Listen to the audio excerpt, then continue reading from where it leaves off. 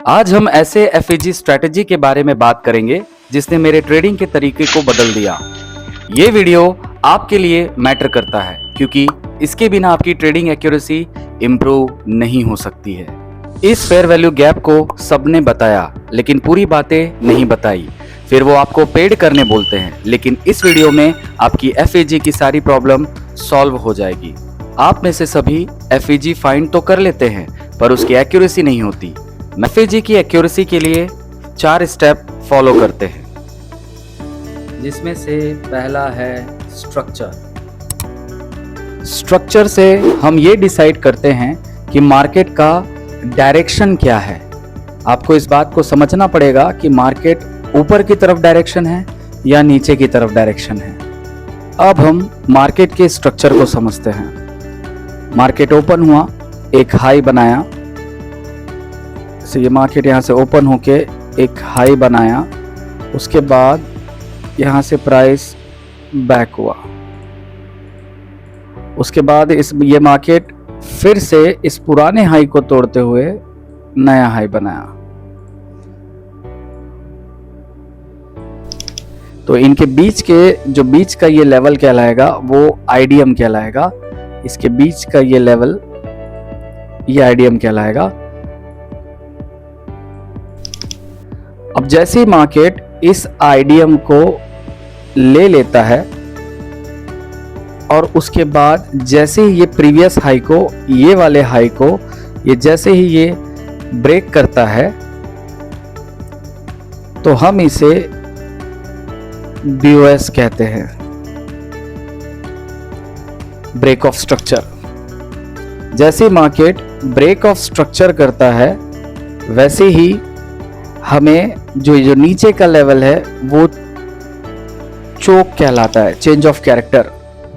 आपको पता ही होगा कि चोक के पहले ही हमें इस प्लेस पे ऑर्डर ब्लॉक को फाइंड करना पड़ता है। ये मार्केट का ये वाला हिस्सा ही ऑर्डर ब्लॉक जो होता है वो वैलिड कहलाता है। यहीं पे ही ऑर्डर ब्लॉक होना चाहिए और इसी के जस्ट ऊपर ही हमें एफईजी फाइंड करनी है। ये वो एफईजी है जो एक्चुअल में वैलिड मानी जाती है। रास्ते में कई एफईजी बनते हैं, ऑर्डर ब्लॉक बनते हैं, लेकिन इसका मतलब ये नहीं है कि आप हर एक ऑर्डर ब्लॉक को ट्रेड ले। चोक के से पहले बनने वाला ही ऑर्डर ब्लॉक और एफईजी वैलिड होता है। ये जो स्ट्रक्चर है ये बाई साइड के लिए वैलिड है। मतलब ये जो एफईजी होगा या ऑर्डर ब्लॉक होगा हम बाई साइड के लिए ट्रेड के लिए प्रीफर कर रहे हैं। ऐसे ही सेल साइड का स्ट्रक्चर को भी मैप कर लेते हैं। जैसे मार्केट ओपन हुआ, एक लो बनाया और प्राइस बैक हुआ। मार्केट ने यहाँ पे लो बनाया और उसके बाद प्राइस यहाँ से बैक हुआ। कुछ देर बाद इस पुराने लो को तोड़ते हुए नया लो बनाया। तो मैंने आपको पहले ही बता दिया है कि ये वाला जो लेवल कहलाएगा वो कहलाएगा आईडीएम, इंड्यूसमेंट।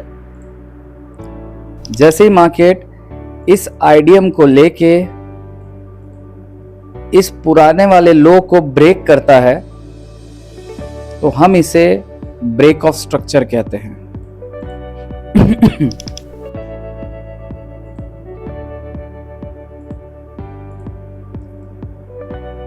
ये वाला लेवल आपका चेंज ऑफ कैरेक्टर कहलाता है, जिसे हम चोक कहते हैं। सेल साइड के लिए चोच के पास ही ऑर्डर ब्लॉक को देखा जाता है।